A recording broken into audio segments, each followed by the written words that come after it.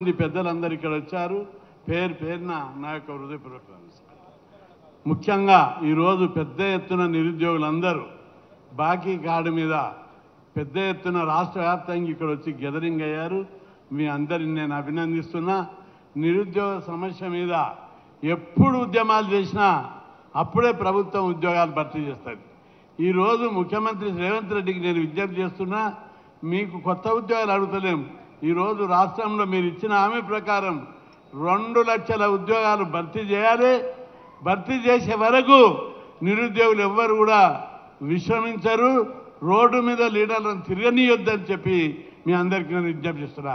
జిల్లాల వారిగా కమిటీలు వేయండి, నిరుద్యోగ జాకులు ఏర్పాటు చేయండి, టౌన్ వారిగా చేయండి, ఎక్కడికక్కడ ఆర్గనైజ్ చేయండి. ప్రపంచంలో ఎక్కడైనా సమస్యలు పరిష్కారం అవుతాయంటే అవి ఉద్యమాల ద్వారానే అని చెప్పి మీ అందరికీ గుర్తు చేస్తున్నా. ఇప్పుడు కాదు, 45-50 ఏళ్ళ నుంచి మేము ఇప్పుడు ఎవరికి వారు చేస్తున్నారు. కానీ 78, 77 ఆ ప్రాంతంలో నేను Osmania university law college president ఉన్నా. అప్పుడు అన్ని పార్టీలు విద్యార్థి సంఘాలు బలంగా ఉండే, PDS, RS, ABVP, SFI, ASF అందరం కలిపి యాక్షన్ కమిటీ ఫామ్ చేసి పెద్ద ఎత్తున ఉద్యమాలు చేశాం. ఒకరోజు సెప్టెంబర్ 4, 1979లో 4000 మంది విద్యార్థులతోటి సెక్రటరియట్ ముట్టడించాం. అప్పుడు ముఖ్యమంత్రి చెన్నారెడ్డి ఉన్నాడు. బ్యాన్ లిఫ్ట్ చేయాలి, ఉద్యోగాలు భర్తీ చేయాలని చెప్పి ఉద్యమాలు చేస్తే ముఖ్యమంత్రి స్పందించారు. వెంటనే మీటింగులు పెట్టి బ్యాన్ లిఫ్ట్ చేశాడు. ఉద్యోగాల భర్తీకి వెంటనే చర్యలు తీసుకున్నాడు. ముఖ్యమంత్రి రేవంత్ రెడ్డి గారు ఉద్యమాలను లెక్క చేయ నేను అనిచేస్తా అంటే కాదు, నీకు ఇప్పటికీ నేను ముఖ్యమంత్రి చేసింది నిరుద్యోగులే, ఎవ్వరు చేయలేదు. అంతా మంచి సమర్థుడైనటువంటి కేసీఆర్ని ఓడించడం అంత ఈజీ కాదు. కేవలం నిరుద్యోగుల ఆగ్రహంతో, మాకు జాబులు వస్తారేమనే ఆగ్రహంతో వాళ్ళందరూ రథయాత్ర పెట్టి ఊళ్ళలో తిరిగి కార్లు తీసుకొని తిరిగి ప్రచారం చేసి నేను గెలిపిస్తే ఉద్యోగాల విషయంలో లేవు. ఉద్యోగాలు 2 లక్షలు లేవా? ఉన్నాయి. మీ అందరికీ లెక్కలు చెప్తాం. ఈరోజు టీచర్ ఉద్యోగాలు దాదాపు 30,000, 25,000 నుంచి 30,000 ఉద్యోగాలు ఉన్నాయి. పంచాయత్ రాజులో దాదాపు 11,000 ఉన్నాయి. 6,000 రిటైర్మెంట్ వల్ల ఉన్నాయి. ఒక 4-5,000 ప్రమోషన్ల వల్ల ఏర్పడ్డాయి. మొత్తం 11,000 ఉద్యోగాలు ఉన్నాయి. అవే కాక 7 స్కూళ్ళలో చాలా రోజులుగా భర్తీ చేస్తలేరు. 5,900 టీచర్ పోస్టులు 7 స్కూళ్ళు ఉన్నాయి. అదేవిధంగా గురుకుల స్కూళ్ళలో ఎస్సీ, ఎస్టీ, బీసీ, మైనారిటీ గురుకుల పాఠశాలల్లో దాదాపు 4 నుంచి 7,000 పోస్టులు ఖాళీ ఉన్నాయి. మోడల్ స్కూల్లో, అదేవిధంగా అవైలబుల్ స్కూళ్ళలో, అదే కస్తూర్బా స్కూళ్ళలో, ఇట్లా మొత్తం స్కూళ్ళలో కలిసి 25,000 నుంచి 30,000 వేకెన్సీలు ఉన్నాయి. అదేవిధంగా కానిస్టేబుల్ పోస్టులు తీసుకున్నట్లయితే 20,000 నుంచి 22,000 పోస్టులు ఖాళీ ఉన్నాయి. ఈ విధంగా ఈ 2 డిపార్ట్మెంట్లోనే 50,000 పోస్టులు ఉన్నాయి. పోస్టులు భర్తీ చేయడానికి మీకు ఏం అవసరం? చాలామంది బడ్జెట్ లేదు అంటారు. ఇవన్నీ శాంక్షన్డ్ పోస్టులు, వీటికి బడ్జెట్ అలాట్ అయి ఉంటుంది. కొత్త బడ్జెట్ అవసరం లేదు. ఈ పోస్టులు భర్తీ చేయకపోతే ఈ బడ్జెట్ మిగులుతుంది. ఇక మిగిలి వేరే స్కీమ్లకు డైవర్ట్ చేస్తారు. కాబట్టి ఈ శాంక్షన్డ్ పోస్టుల విషయం లోపల కొత్త బడ్జెట్ అవసరం లేదు. ప్రభుత్వం వెంటనే స్పందించాలి. ముఖ్యమంత్రికి ఎవరు సలహాలు చెప్తున్నారో ఇప్పుడు ఈ సభాముఖంగా చెప్తున్నాం. మేము రాజకీయంగా నిరుద్యోగుల పక్షాన పోరాడతాం. ఇప్పుడు కాదు, 50 ఏళ్ళ నుంచి కొన్ని వేల ఉద్యమాలు చేశాం. అనేక మిలిటెంట్ ఉద్యమాలు చేశాం. ప్రభుత్వాలతో చర్చలు జరిపారు. గతంలో ఉన్న ప్రభుత్వాలు నిరుద్యోగ సమస్య మీద చాలా స్పందించి చర్చలు జరిపి అప్పుడు ఉద్యోగాలు భర్తీ చేశారు. ఇప్పుడు రేవంత్ రెడ్డి గారు మీరు వాగ్దానం చేశారు. నిరుద్యోగుల ఆగ్రహంతో ఓట్ల రూపంగా మార్చుకున్నారు. అధికారంలోకి వచ్చారు. ఒక్క రోజున మీరు దీని మీద రివ్యూ చేశారా? ఉద్యోగాల భర్తీ మీద ముఖ్యమంత్రి గారు ఒక్క రోజు కూడా రివ్యూ చేయలేదు. ఇప్పుడు పోస్టులు క్రియేట్ చేయడానికి కూడా చాలా డిపార్ట్మెంట్లు ఉన్నాయి. 23 జిల్లాలు వచ్చినాయి కొత్తగా. 23 జిల్లాలో ఒక్కొక్క జిల్లాలో 40 శాఖలు. ఈ 40 శాఖలలో కలిపితే ఎన్ని ఉద్యోగాలు ఉంటాయంటే కొత్త ఉద్యోగాలు సృష్టిస్తే ఈ అన్ని పాత ఉద్యోగాలతోటే ఈ కొత్త జిల్లాలలో సర్దుబాటు చేశారు. కాబట్టి ఈ ఉద్యోగాల లోపల కొత్త ఉద్యోగాలు సృష్టిస్తే 40,000 నుంచి 50,000 ఉద్యోగాలు వస్తాయి. అంతేకాదు ఈ ఉద్యోగాలు అదేవిధంగా 23 జిల్లాలు, 40 శాఖలు, 125 మండలాలు కొత్తగా వచ్చినాయి, 25 ఆర్డీఓ ఆఫీసులు వచ్చినాయి, 30 డిఎస్పీ ఆఫీసులు వచ్చినాయి, ఇంకా చాలా ఆఫీసులు, 75 మున్సిపాలిటీ ఆఫీసులు వచ్చినాయి, 7 మున్సిపల్ కార్పొరేషన్లు వచ్చినాయి, 7 పోలీస్ కమిషనర్ ఆఫీసులు వచ్చాయి. ఈ కొత్తగా వచ్చినటువంటి ఆఫీసులలో మీరు పోస్టులు క్రియేట్ చేయలేదు. దాని మీద రివ్యూ చేసి మేము చెప్తున్నాం, రాసుకో, చూడు, డిపార్ట్మెంట్లో నిలిపి ఈ పోస్టులను క్రియేట్ చేస్తే అనేక మంది నిరుద్యోగులకు ఉద్యోగాలు వస్తాయి. ప్రభుత్వ యంత్రాంగం కూడా సమర్థవంతంగా ఉంటుంది. ఎప్పుడైతే యువత చాలామంది అన్నారు, కొంతమంది ఆఫీసర్లు నిరుద్యోగుల గురించి ధర్నా చేసినప్పుడు నాకు ఫోన్ చేస్తారు, అన్న ఏడైతే ఈ జాబులకు డబ్బులు లేవని. రిటైర్మెంట్ అయ్యేటోళ్లను మళ్ళీ మీరు ఎక్స్టెండ్ చేస్తున్నారు. అట్లా 7,000-8,000 మంది ఉన్నారు. ఇప్పుడు ఎక్కడ ఎవరికి తెలియకుండా ఎక్స్టెన్షన్ ఇస్తున్నారు. ఆ రిటైర్మెంట్ వేన్లో ఎక్స్టెన్షన్ ఇస్తే ఒక్కొక్కరికి 2 లక్షల నుంచి 3 లక్షలు, కొత్తగా వచ్చేటోళ్ళకి ఇస్తే 30,000 అవుతాయి. ఆ రిటైర్మెంట్ అయిన వాళ్ళకి ఎక్స్టెన్షన్ ఇచ్చే దాంట్లో 7-8 మందికి జాబులు ఇవ్వచ్చు కొత్త వాళ్ళకి. కాబట్టి దీని మీద కఠిన నిబంధనలు పెట్టి రిటైర్మెంట్ ఏది పెంచొద్దు, రిటైర్మెంట్ వాళ్ళకి ఎక్స్టెన్షన్ ఇవ్వద్దని మనకు తెలియకుండా చాలా పోస్టులు భర్తీ చేస్తున్నారు. కాబట్టి నిరుద్యోగులందరూ కూడా దీని మీద పట్టుదల ఉండాలి. రెండవది గ్రూప్ 1, గ్రూప్ 2, గ్రూప్ 3లో డైరెక్ట్ రిక్రూట్మెంట్ కోటాను అడ్డదారిలో ప్రమోషన్లు ఇచ్చి నిరుద్యోగులకు అన్యాయం చేస్తున్నారు. అనేక డైరెక్ట్ రిక్రూట్మెంట్ కోటా పోస్టులను తీసేశారు.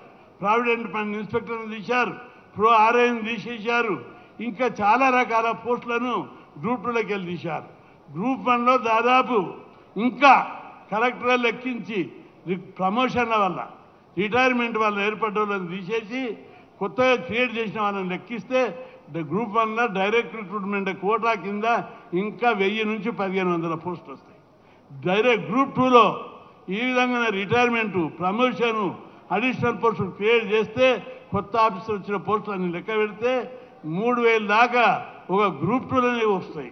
ఇక క్లారికల్ పోస్టులు అయితే వాళ్ళందరినీ సరే అవుట్ సోర్సింగ్లో తీసుకున్న రెగ్యులరైజ్ చేసినా సరే, కానీ ఇంకా రిక్రూట్ చేస్తే దాంట్లో కూడా దాదాపు 30 నుంచి 40,000 పోస్టులు వస్తాయి.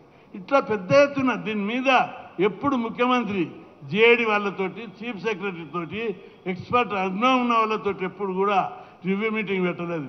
యూనివర్సిటీలు తీసుకో, ఉస్మానియా యూనివర్సిటీతో సహా 12 యూనివర్సిటీలలో చాలా డిపార్ట్మెంట్ల డీన్లు లేరు, ప్రొఫెసర్లు లేరు, అసోసియేట్ ప్రొఫెసర్లు లేదు. డైరెక్ట్ రిక్రూట్మెంట్ లేక 8 ఏళ్ళ మొత్తం యూనివర్సిటీలలో కలిస్తే 4,000 పోస్టులు ఖాళీ ఉన్నాయి టీచింగ్లో. నాన్ టీచింగ్లో దాదాపు 7-8,000 పోస్టులు అవసరం ఉన్నాయి. ఇట్లా ఏ డిపార్ట్మెంట్ తీసుకున్నా పెద్ద ఎత్తున ఖాళీలు ఉన్నాయి. హెల్త్ డిపార్ట్మెంట్లో కూడా చాలా పెద్ద ఎత్తున ఖాళీలు ఉన్నాయి. కాబట్టి వీటిని రివ్యూ చేసి పోస్టులు ఎక్కడెక్కడ ఖాళీ ఉన్నాయి, ఎట్లా భర్తీ చేయాలి, దీని మీద సెంట్రల్ గవర్నమెంట్ స్పాన్సర్ యూనివర్సిటీ ప్రొఫెసర్లు ఉన్నారు, అసిస్టెంట్ ప్రొఫెసర్లు ఉన్నారు, దానికి సెంట్రల్ గవర్నమెంట్ ఫండ్ ఇస్తుంది. వాటిని తీసుకుంటే 4 ఏళ్ళు వాళ్ళే జీతాలు ఇస్తారు. ఈ విషయంలో కూడా ప్రభుత్వం సరైన విధంగా ఆలోచించకుండా నిరుద్యోగుల జీవితాలతో చెలగాట మారుతున్నారు. నిరుద్యోగ యువతను ఉద్యోగాలు నింపితే సమర్థవంతమైనటువంటి పాలనను ఇవ్వగలుగుతాం. దాని ద్వారా రాష్ట్ర సంపద పెరుగుతుంది, పరిపాలన లోపల ట్రాన్స్పరెంట్ పెరుగుతుంది, పరిపాలన చాలా సమర్థవంతంగా అయి ప్రజల అభివృద్ధి సంక్షేమ కార్యక్రమాలు జరుగుతాయి. ఉత్సాహంగా యువత పనిచేస్తుంది. ఇంకా ఎక్స్టెన్షన్ ఇచ్చుకుంటూ పోతే రాష్ట్రం ఇప్పటికీ అధోగతి పాలైంది, అవినీతి పెరిగిపోయింది. ఎక్కడ చూసినా అవినీతి అయింది. ఈ అవినీతి మీద ప్రజలు తిరుగుబాటు చేయకపోతే తప్పదు తిరుగుబాటు అని చెప్పి ప్రభుత్వాన్ని హెచ్చరిస్తున్నాం. నాయకులు, ఎమ్మెల్యేలు, ఎంపీలు అందరూ కూడా ఎవరికి దొరికినంత వాళ్ళు దండుకోవడమే పెట్టిరు తప్ప నిరుద్యోగులకు ఉపాధి కల్పించాలి, ఎట్లా ఈ నిరుద్యోగ సమస్యకు ఏ విధంగా పరిష్కార చర్యలు తీసుకోవాలని ఆలోచించడం. ఇంకొక విషయం, ప్రైవేట్ కంపెనీలు అన్నీ వస్తున్నాయి, నాన్ లోకల్తో నింపి పడేస్తున్నారు.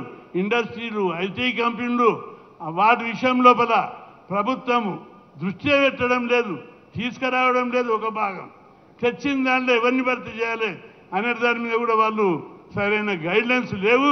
కాబట్టి ప్రభుత్వం ఇవన్నీ చక్కబెట్టాలంటే నిరుద్యోగ సమస్య మీద మరింత బలమైనటువంటి ఉద్యమం జరగాలని చెప్పి నిరుద్యోగులకు మనవి చేస్తున్నా. అనే మోతిలాలు, నీలం వెంకటేషు, జనార్దన్ వీళ్ళు అనేక సార్లు ధర్నాలు పెట్టారు. అదేవిధంగా ఇప్పుడు కొత్తగా అనేక మంది నాయకులు కూడా ముందుకు వస్తున్నారు. మీరు బలమైనటువంటి నిరుద్యోగ ఉద్యమాన్ని విజయవంతం చేస్తే తప్పనిసరి ప్రభుత్వం దిగొస్తుంది. యువత లోపల ఆవేదన ఉంది, ఆవేశం ఉంది. దాన్ని కార్యరూపం దాల్చడానికి నిర్మాణాత్మకమైనటువంటి ఉద్యమం, మనం పార్టీలకు అతీతంగా, రాజకీయాలకు అతీతంగా మనం ఉద్యమం చేపడదాం. పెద్ద ఎత్తున ప్రభుత్వం కదిలిస్తే తప్ప మీకు ఉద్యోగాలు రావు. ఉద్యోగాలు ఇవ్వడానికి పక్క రాష్ట్రాలు, అనేక రాష్ట్రాల లోపల మద్రాసు కానీ కర్ణాటక కానీ నిరుద్యోగులు పెద్ద ఎత్తున ఉద్యమాలు చేసినప్పుడే అక్కడ ప్రభుత్వాలు దిగొచ్చాయి. పబ్లిక్ సర్వీస్ కమిషన్లో గ్రూప్ 1 చూశారు, ఎంత అధ్వానమైనటువంటి పరిస్థితి. ఆ రిక్రూట్మెంట్ చేసే పబ్లిక్ సర్వీస్ కమిషన్ అనే 400 ఖాళీలు ఉన్నాయి. అదే ఎక్కడ ఉద్యోగాలు అండనే లేవు, భర్తీ కాలేదు. వేరే ఉద్యోగాలు ఎట్లా భర్తీ చేస్తారని చెప్పి సిగ్గుదప్పిన ప్రభుత్వాన్ని నేను హెచ్చరిస్తున్నా. కాబట్టి ఈ ప్రభుత్వం, ఈ పాలన అధోగతి పాలైంది. ఈ ప్రభుత్వం ఎవరిది కాదు, మన అందరిది, ప్రజలది. మనం ఓట్లేస్తేనే ప్రభుత్వం ప్రజాస్వామ్యం. దీన్ని చక్కదిద్దుకోవాల్సిన, దీన్ని సరిగ్గా దారికి తీసుకురావాల్సిన బాధ్యత మన అందరి మీద ఉంది. వాళ్ళు అట్లా చేస్తుండని విడిచిపెడితే ఇంకా దోసుకొచ్చిట్టారు. కాబట్టి దీన్ని చక్కగా దారిలోనికి తీసుకురావడానికి మీరు అందరూ యువత ఈ ఉద్యమాలను బలంగా చేయాలని చెప్పి, ముందుకు తీసుకుపోవాలని చెప్పి మీ అందరికీ విజ్ఞప్తి చేస్తూ, మీరు చేసే ప్రతి ఉద్యమానికి మేము ఎప్పుడు అండగా ఉంటాం. 50 ఏళ్ల నుంచి ఏ ప్రభుత్వం ఉన్నా, ఏ పార్టీ అధికారం ఉన్నా నిరుద్యోగుల పక్షాన నిలబడి అనేక మిలిటెంట్ పోరాటాలు చేశాం. కాబట్టి ఇప్పుడు కూడా ఈ పబ్లిక్ సర్వీస్ కమిషన్లో 10 సార్లు వలగొట్టాం, ఆ దారికి తీసుకొచ్చాం. అవకతవకలు ఇంటర్వ్యూలు తీసేయాం. ఈ కానిస్టేబుల్లలో, టీచర్లలో, గ్రూప్ 2లో, గ్రూప్ 3లో ఇంటర్వ్యూలు ఉండి ఇష్టం వచ్చినట్లు మార్కులు వేస్తుంది.